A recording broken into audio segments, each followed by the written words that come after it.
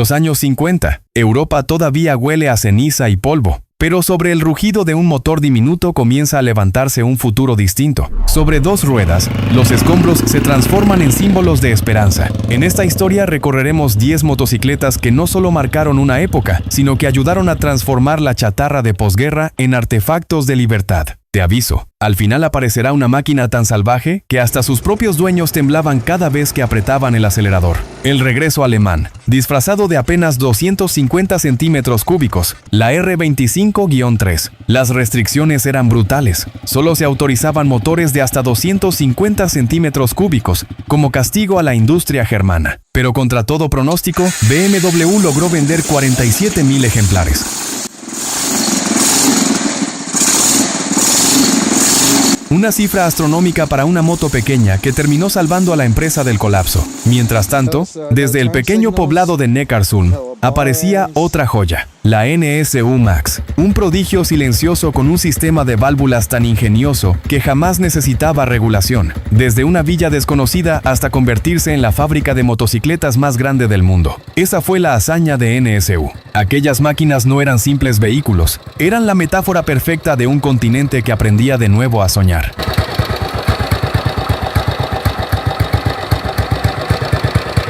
La Max fue pionera también en chasis. Suspensión trasera central con basculante de 2 brazos, cuando muchos todavía ofrecían cuadros rígidos. Con carenado completo parecía una moto de competición. Protección contra viento y clima, y una velocidad máxima de 130 km por hora. Uno de cada 2 motociclistas alemanes conducía una NSU. Para 1955, la marca producía 350,000 motocicletas anuales, más que Honda o cualquier otro. Hasta que cometieron el error de volcar todos sus recursos en fabricar automóviles con motor Wankel. El resultado, quiebra. Hoy una NSU Max bien conservada puede costar 15,000 euros. La historia continúa con un motor diminuto que se convirtió en leyenda mundial, la DKW RT 125.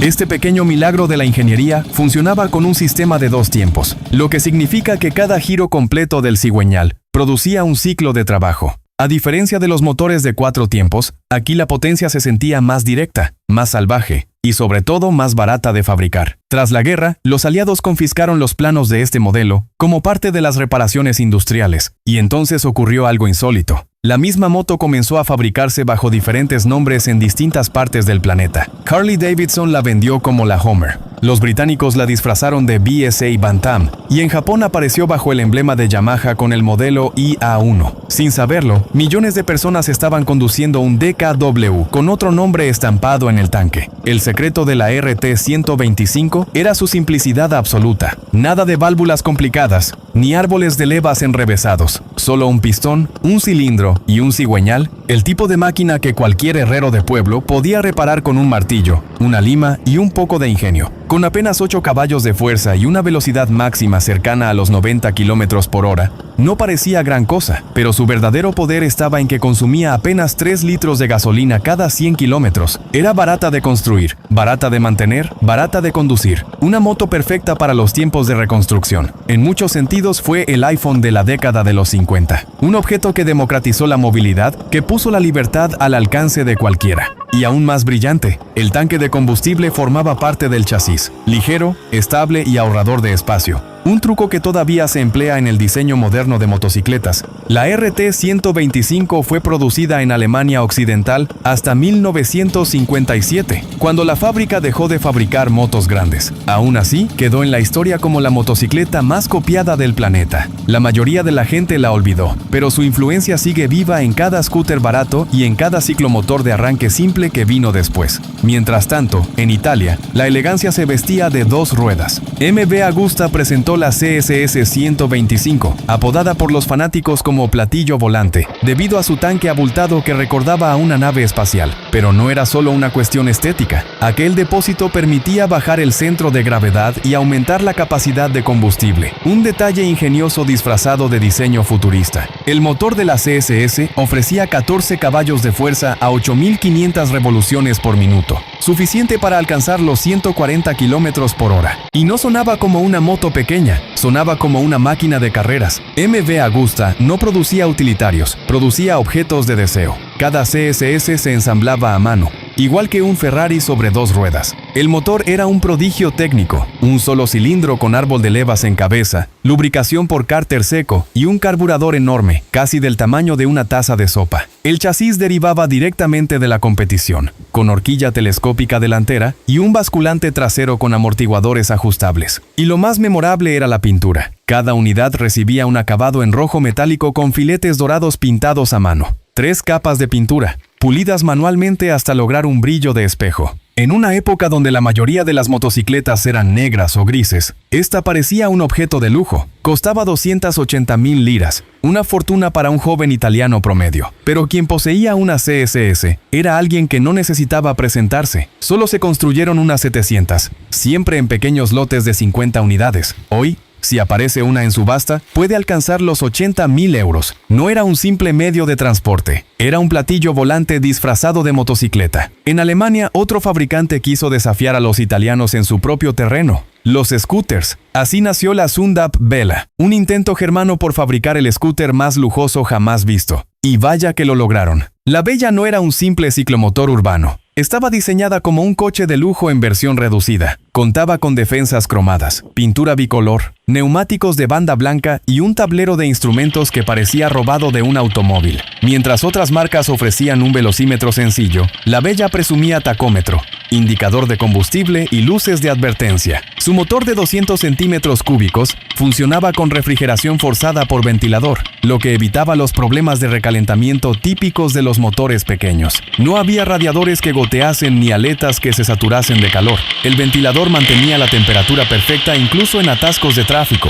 La transmisión era por cardán, sin cadenas que limpiar o tensar. Una máquina pensada para durar. Y había un detalle único. Los modelos posteriores, como el R204, incorporaban marcha atrás, algo insólito en un scooter. Bastaba con engranar, y el pesado vehículo retrocedía como si nada. La carrocería estaba construida íntegramente en acero. Nada de plásticos baratos, lo que le daba una resistencia impresionante frente a golpes y rayaduras. La Bella fue, sin duda, el scooter más sofisticado de Alemania. Se vendieron 130,000 unidades, pero contra la Vespa y la Lambretta poco pudo hacer. Los italianos tenían nombres más atractivos, un marketing irresistible y un precio más accesible. Hoy, encontrar una Bella impecable es como hallar un billete premiado de lotería. Los coleccionistas pagan hasta 20,000 euros por un ejemplar perfecto. Pero si hablamos de motos alemanas con carácter, la Orex Regina se lleva la corona. Su nombre lo dice todo. Fue la primera motocicleta bautizada con nombre de mujer.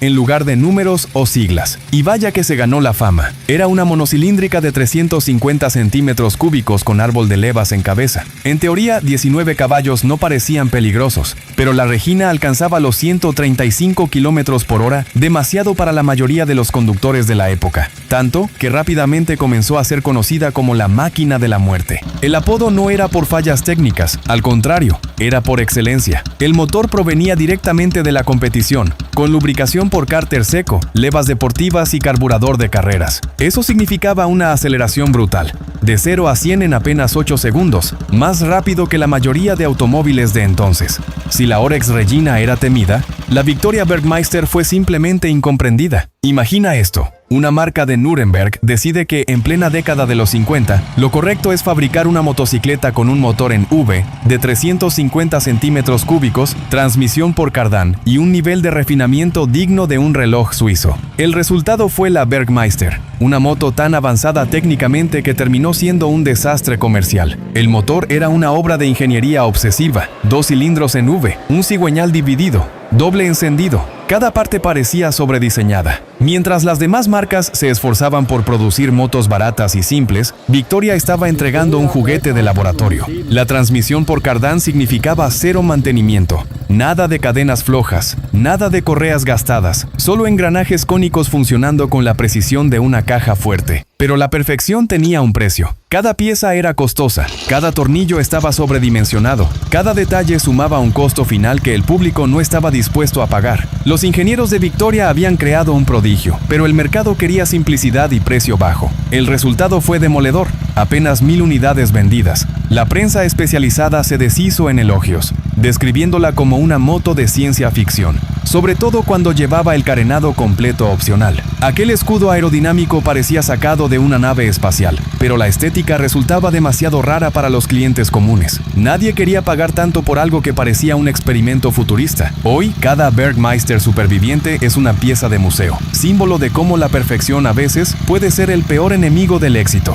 Victoria terminó absorbida por otras compañías y desapareció del mapa. La Bergmeister quedó como la prueba de que el exceso de ingeniería no siempre conquista las calles. Mientras los alemanes se enredaban con engranajes, en Italia decidieron dar un salto al futuro con la Gilera 160. Fue probablemente la motocicleta más hermosa de los años 50, pero también la más incomprendida. Su motor no era nada espectacular en cifras: 8 caballos de fuerza, 110 km por hora de velocidad máxima. Una máquina inocente en apariencia, pero lo que la hacía diferente era su diseño, absolutamente radical para la época. Gilera permitió a sus diseñadores soñar sin límites. El resultado fue un cuerpo aerodinámico cerrado, con tanque de aluminio integrado en la carrocería, faros empotrados y superficies limpias sin tornillos a la vista. En un mundo donde la mayoría de las motocicletas aún parecían bicicletas con motor añadido, la Gilera 160 parecía un prototipo del futuro. El carenado no era solo estético, mejoraba la aerodinámica, aumentaba la velocidad y protegía al piloto del viento y la lluvia. Era al menos 10 km por hora más rápida que motos similares de su categoría gracias a esas líneas aerodinámicas, y el tanque integrado hacía que toda la silueta fluyera con una elegancia nunca antes vista en una motocicleta pequeña. Las combinaciones de colores también rompían esquemas: verde metálico con crema, burdeos con plata, tonalidades dignas de un coche deportivo, no de una moto ligera. Los detalles eran una obra de arte: palancas cromadas, piezas de aluminio pulidas, emblemas artesanales. Cada Gilera 160 era un objeto único, ensamblado con un cuidado obsesivo. El problema fue el de siempre: demasiado adelantada a su tiempo.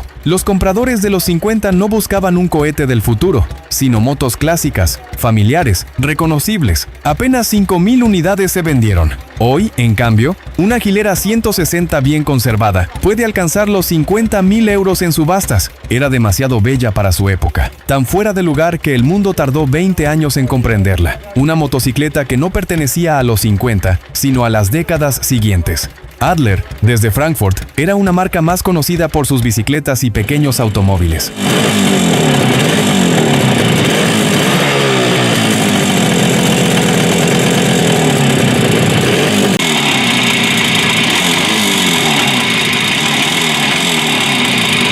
Pero en los 50 decidió demostrar que también podía fabricar una motocicleta memorable. El resultado fue la MB250, una joya discreta que, sin alardes, terminó marcando el rumbo de la industria mundial. Su motor era un bicilíndrico en paralelo de 2 tiempos, con 250 centímetros cúbicos y 12 caballos de potencia. Nada extraordinario sobre el papel, pero era un motor diseñado con una robustez y fiabilidad inusuales para la época. El cigüeñal estaba montado en 4 cojinetes y la lubricación se hacía mediante cárter húmedo, un detalle que lo hacía más duradero y resistente. Lo más interesante era la forma en que había sido concebido: sencillo de mantener, barato de reparar y con piezas fáciles de conseguir. Era exactamente lo que necesitaba un continente que apenas empezaba a levantarse de la devastación de la guerra. Incluso tenía un desfase de encendido de 180 grados entre los cilindros, lo que reducía vibraciones y hacía la conducción más suave. La MB250 fue también de las primeras alemanas en montar basculante trasero con amortiguadores hidráulicos, lo que proporcionaba una comodidad comparable a la de un automóvil pequeño.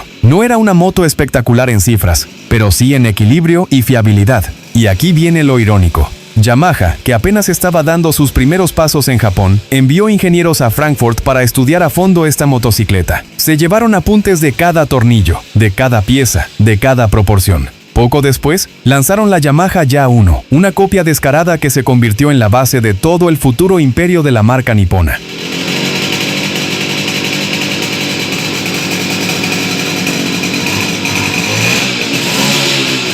La ingeniería alemana había sido, sin querer, el modelo para el éxito japonés. Hoy, una Adler MB250 en buen estado ronda los 8,000 euros. Una cifra modesta para la moto que enseñó a Japón cómo debía hacerse una motocicleta seria. Ironías de la historia. El país que perdería su hegemonía frente a los japoneses, en realidad fue quien les mostró el camino. Y si hablamos de hegemonías perdidas, nada como el último monstruo de nuestra lista, la Vincent Black Shadow. Inglaterra, 1948. Una moto que parecía diseñada no para circular por carreteras, sino para acabar con sus pilotos. El motor era un nube de 1000 centímetros cúbicos a 50 grados, capaz de producir 55 caballos de fuerza. Una barbaridad para la época. La velocidad máxima superaba los 200 kilómetros por hora, en tiempos en que la mayoría de automóviles apenas alcanzaban los 100. Era la motocicleta de producción más rápida del planeta. Hunter S. Thompson, el célebre periodista y escritor, escribió una vez que esta máquina definitivamente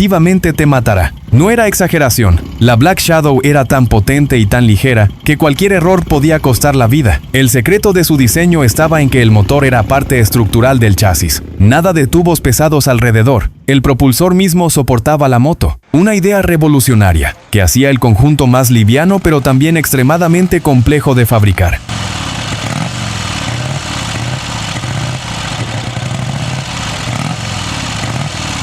Cada unidad tardaba meses en construirse. Vincent no aceptaba compromisos. Si una pieza no era perfecta, simplemente no se usaba. Por eso cada Black Shadow se armaba a mano, con una meticulosidad comparable a la de Rolls-Royce. La instrumentación era legendaria. Un velocímetro marcado hasta 150 millas por hora, manómetro de aceite, amperímetro y reloj. Lujo puro en un artefacto destinado a desafiar la muerte. Los frenos, enormes tambores dobles, ofrecían una potencia de detención que parecía de otra galaxia. 20 años antes de que las motos modernas adoptaran sistemas equivalentes. La suspensión trasera, un rudimentario basculante cantilever, estaba tan bien ajustada que superaba a muchos sistemas actuales. Se construyeron apenas 1,774 unidades. Cada una era casi una obra de arte irrepetible. Costaban lo mismo que un coche completo, pero ofrecían una velocidad que ningún automóvil de producción podía igualar. Hoy, una Black Shadow supera fácilmente los 100.000 euros en el mercado de coleccionistas. El final fue amargo.